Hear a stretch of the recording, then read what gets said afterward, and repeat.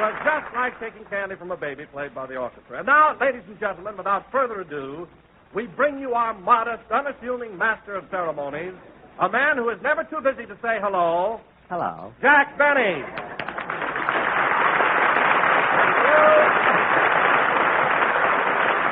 Thank you, Emily. Hello again. This is Jack Benny talking. And, Don, that was a very sweet introduction. Never too busy to say hello. But I really don't deserve it. Oh, yes, you do, Jack. Do I? Why, certainly.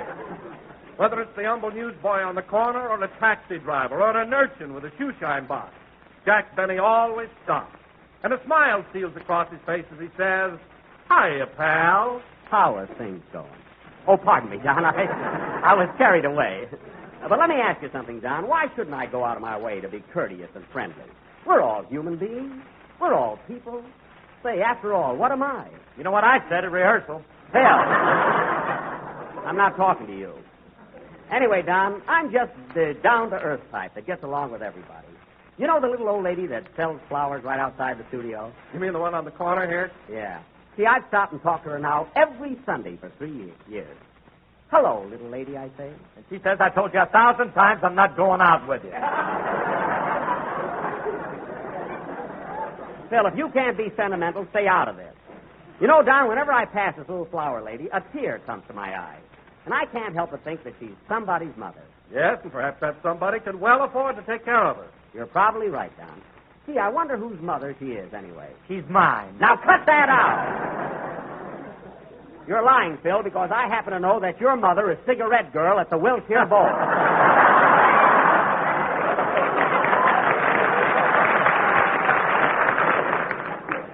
Cigars, cigarettes, and homemade jelly.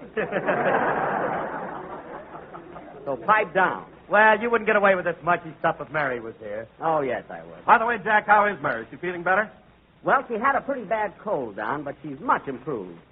She'll be with us next Sunday. Oh, that's good. Yeah, glad the kid's feeling better. Thanks. Of course, it'll be kind of tough doing comedy tonight without her. Don't worry, Jackson. I'm here, ain't I? I can get them belly laughs. Well, just be grateful, Phil, that you get good lines. It ain't the material, Jackson. It's my personality. It's how I stock it over. Oh, brother. Phil, you really think you're the funniest guy in the whole world, don't you? What a spot. If I say yes, I'm a ham. If I say no, I'm a liar.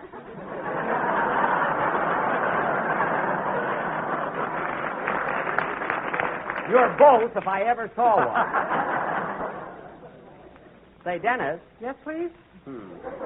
How would you like a great big part tonight with funny gags and everything? Oh, boy, that'll be swell. All right, you can read Mary's lines. Tonight, you're going to be the girl on the program. Nothing doing. I'm no sissy. Dennis, the program is written, and you've got to take Mary's place. You're the only one in the show with a high voice. Oh, me?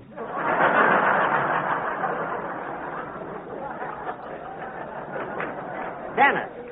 Now, remember, you're Mary, so go outside and come back when you're supposed to. Okay, but I'll be chewing tobacco. You better not. That kid's getting too smart. Well, look, Jackson, why don't you let me play Mary's part? I got beautiful hair and rosy cheeks.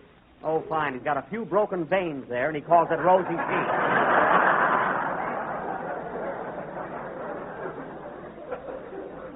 We'll manage without you, Phyllis.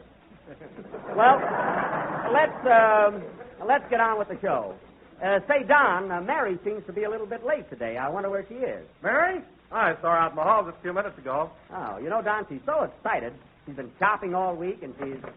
Oh, here she comes now. Hello, Mary. I said, hello, Mary. Hello. Gee, you look cute in that fall outfit. That's a new dress, isn't it? Yeah, I got it at Magnum's. Isn't it a dream? Oh, it's beautiful. But it's cut a little low there in front, isn't it? On me, it don't make any difference.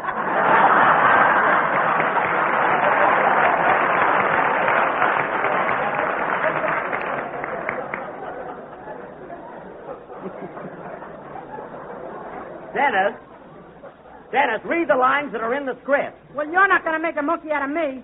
I'm not trying to make a monkey out of you, Dennis. It's just an emergency. You don't want to read Mary's lines? All right. Well, I don't. All right. Just puts us in a spot, that's all. It's a fine program without a girl on it. Gee, there must be some way to work this out. I wonder who we can get. I'll help you, kid. Well. I am the Blue Fairy.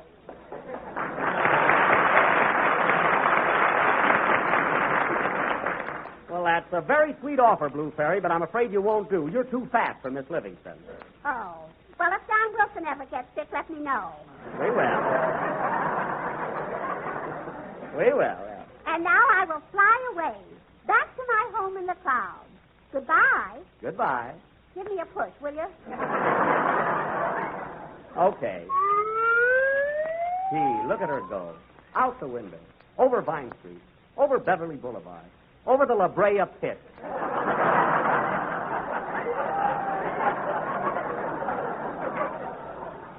Play, Phil, and get us out of this fantastic mood.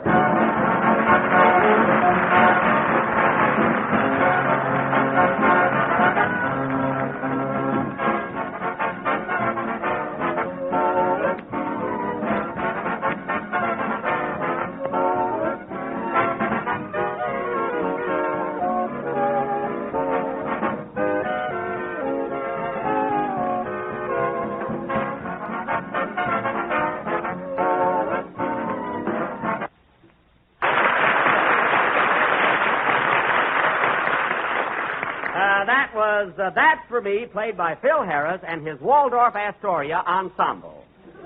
Waldorf Astoria meaning they couldn't get in there if they were delivering the meat. And now, ladies and gentlemen... Hey, wait a minute, Jackson. After that violin solo you played with us a couple of weeks ago, I wouldn't say anything derogatory about my band. Derogatory? Well, I'll be... What's the matter? Ain't it right? Sure it's right. But, Phil, where'd you ever learn the word derogatory? Oh, I forgot to tell you. You know, I don't start working at the Vault until 9 o'clock, so I've been going to night school. Oh, well, did you hear that, Don?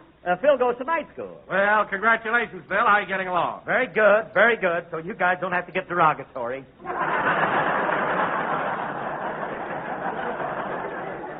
All right, we heard that already. What else did you learn? Oh, plenty of stuff. Come on, ask me something. Ask me anything. Oh, quiet. Come on, ask me who invented the cotton gin. All right, Phil. Who invented the cotton gin? Eli Whitney. Well. And with the steamboat, it was Fulton. Why, Phil, you're terrific. Hey, Don, here's another one. What does 1492 mean to you? I don't know, Phil. What does it mean to you? Columbus. Gee whiz. You know, the world's round, all that kind of stuff. Well, I've heard everything. Congratulations, Phil. And now, ladies and The gentlemen... Mississippi is the longest river in the USA. Phil, will you stop showing off? I knew about the Mississippi when I was in the 5th grade. Well, I'm only in the 3rd, so I got you beat. All right, you got me beat. Hey, Don, ask me something. Don, ask me something about the Revolutionary War. Like, when was it or something? Phil, please. All right, Phil, when was the Revolutionary War? 1776. Well, I'll be darned. Not bad, eh? That's very good, Phil. Now, who won the Revolutionary War? That's coming up Wednesday.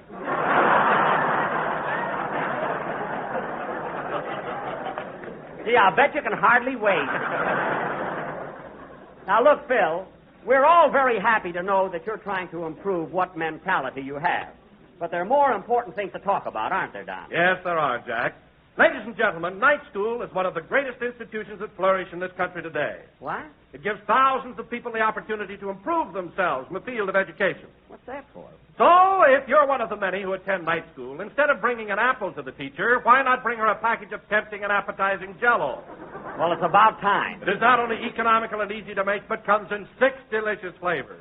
So look for the big red letters on the box. They spell Jell-O. And I'm just the guy that can spell it. Jello. Phil, you're positively brilliant. If you weren't such a bum, you could become president. B-U-M, bum. Phil! And now, ladies and gentlemen, going from night school to our feature attraction of the evening, this being the height of the football season, tonight we are going to offer our annual Gridiron Classic entitled Hold That Line. Or, one moment, please.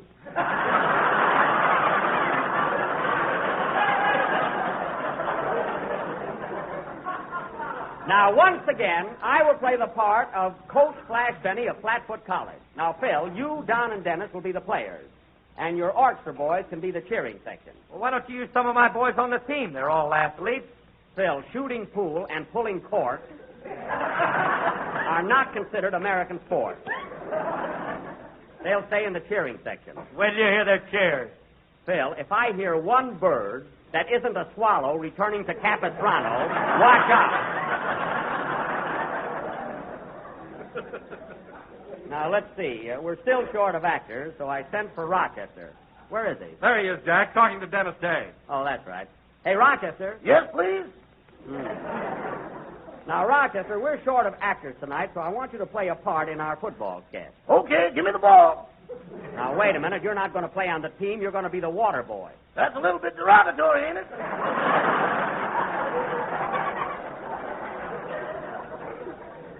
Don't argue. Here's your bucket.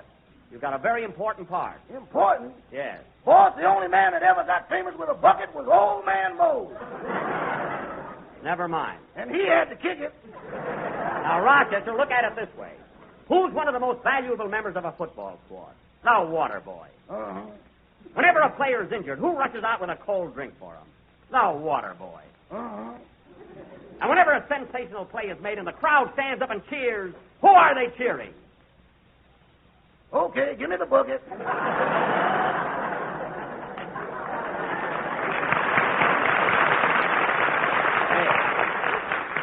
And now that we're all set, ladies and gentlemen, this play will go on immediately after a song by Dennis Day.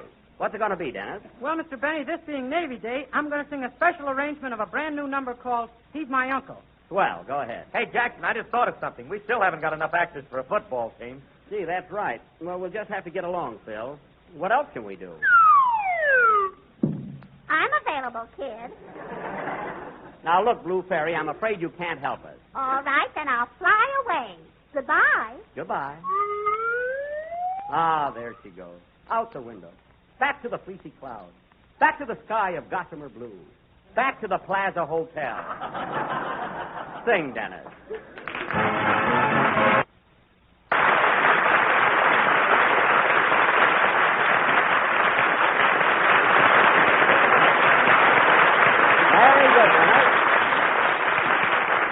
Very good. That was He's My Uncle, written by Lou Pollock and sung by Dennis Day. And, Dennis, that was a swell number. I like the thought of it. Me, too. There's nothing like a patriotic song. Yes, sir. Hey, Jackson, you know who made the first American flag? Betsy Ross. I know, Phil. With a steamboat, it was Fulton. All right, you told us that. Sit down, genius. Okay. Betsy Ross made the first American flag. It certainly is a secret. And now, ladies and gentlemen, for our rough and tumble football play entitled Kicked in the Bridgeworks, or I'll Never Smile Again. The scene is Flatfoot College, located in the thriving little town of Purile, Indiana, which is just 3 miles north of Bano. The first half has just ended in the annual game with Meatball Tech. As the curtain rises, Coach Flash Benny is giving his team a pep talk in the locker room. Curtain. Music.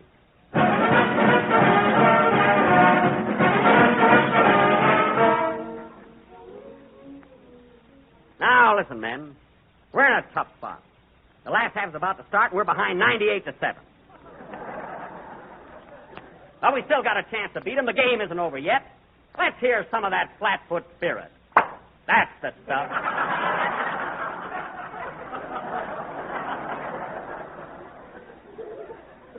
I want you to go in there this last half and fight. You understand? Fight. What are we, men or mice? Give me a tail and call me Mickey.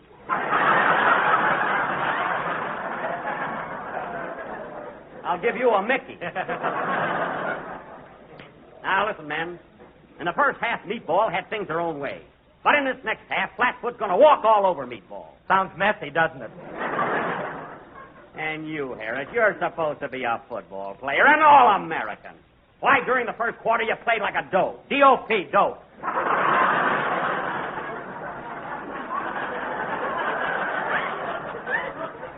You spelled dop, dope. And you, Wilson, you're as bad as the rest of these lugs. Why, what are you talking about, Coach? I recovered 5 times on fumbles. Yeah, but every time you fell on the ball, we had to get a new one. Now, take it easy. Okay. Pass the fudge, Phil. Lay off the candy, Wilson. Your stomach is over the goal line when you still have 5 yards to go. Now, put down that fudge. A little fudge won't hurt. Oh, so you're butting in, you imbecile, the way you play football. Now, Coach. You run around like a chicken with your head cut off. Now, Coach. Every time you got the ball, you ran the wrong way. Well, turn my head around and let's get going. Get out of here.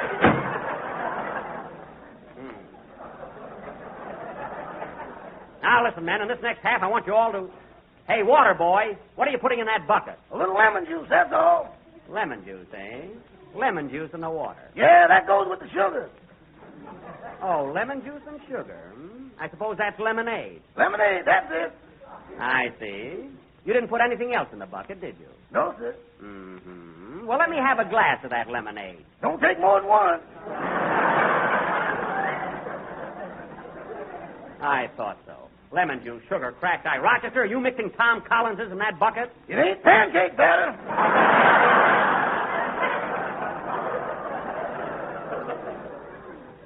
Well, throw it away.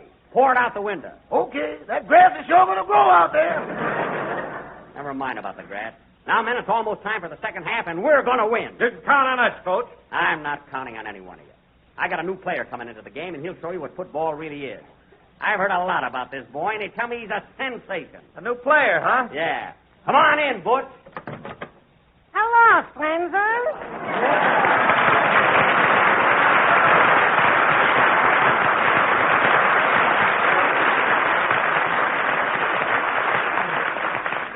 Well, so you're the sensation, eh? That's me, Butch Slipperman, the beast of Boyle Heights. Good. Now, we're depending on you, Slep. Do you think you can win for us? What is the score now? 98-7. Who's got the 7? We have. What do you say, Slep? You're lucky you can keep that. Now, wait a minute. We're depending on you to come through, so don't be so pessimistic. Be cheerful. Be happy. 98-7, and he wants smiling Frankie Gordon.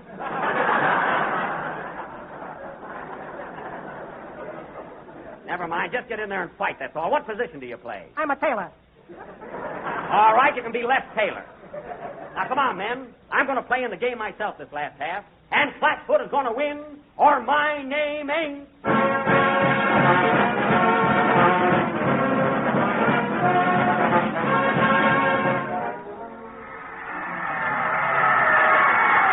All right, folks, the second half of this thrilling gridiron duel is about to begin. The score is Flatfoot 7, Meatball 132. 132? Why, the rat they've been playing during intermission.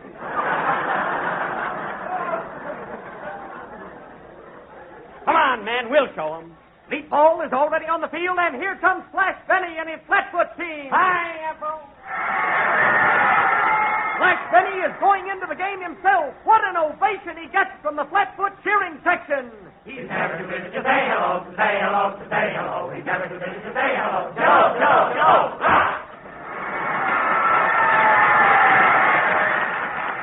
Folks, what a crowd is gathered here today. There's a whistle. They're lining up, and Meatball is about to kick off the Flatfoot. There's the kick. It's a beauty. The ball is coming down on the 15-yard line. There goes Harris for it. No, he's headed for the water bucket. What a business Rochester is doing. I told him to pour that out. What's this?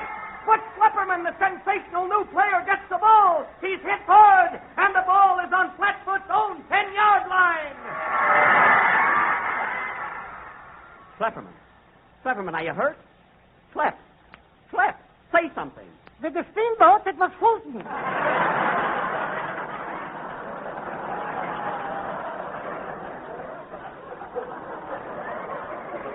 He's delirious.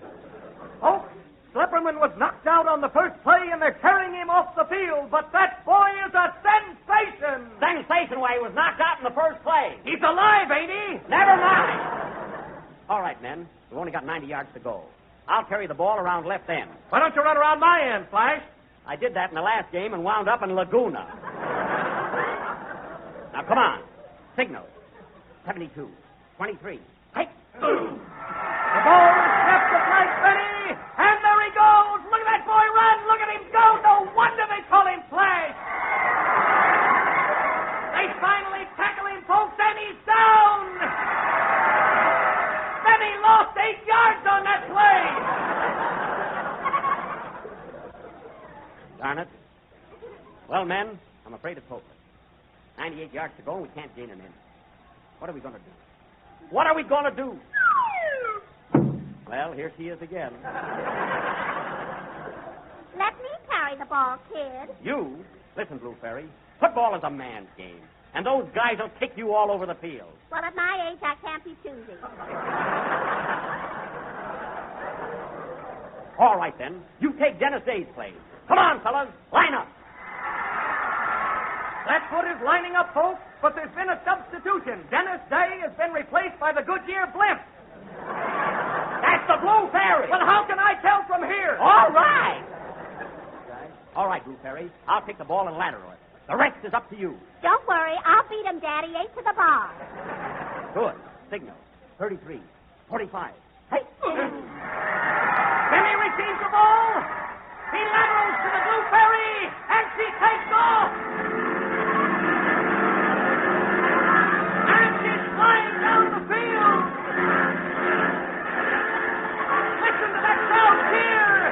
The Blue Fairy is landing. She's landing over the goal line. And what's this? She carries 21 footballs, folks, making 21 touchdowns simultaneously. And Flatfoot wins 133 to 132. Hey, Rochester, come here with that bucket. Oh, no, Mr. Announcer, you've had enough. You said it. Play, Phil.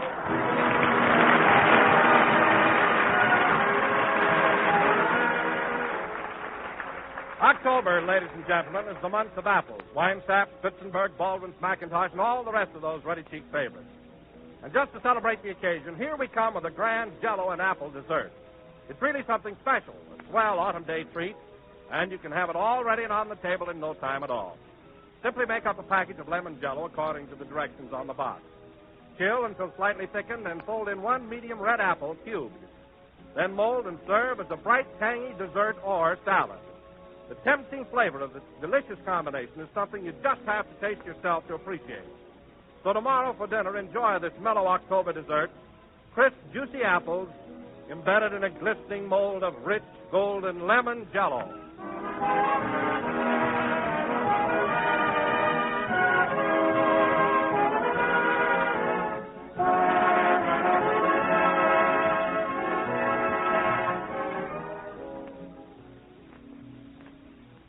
Yes? Yes? Well, I'm glad you're feeling better, Mary. Say, did you hear the program? Uh-huh. Well, how'd you like our football sketch? Yes? Mm-hmm. I see. Oh, well, you've got a cold. Good night, doll. So long, folks. J-E-L-L.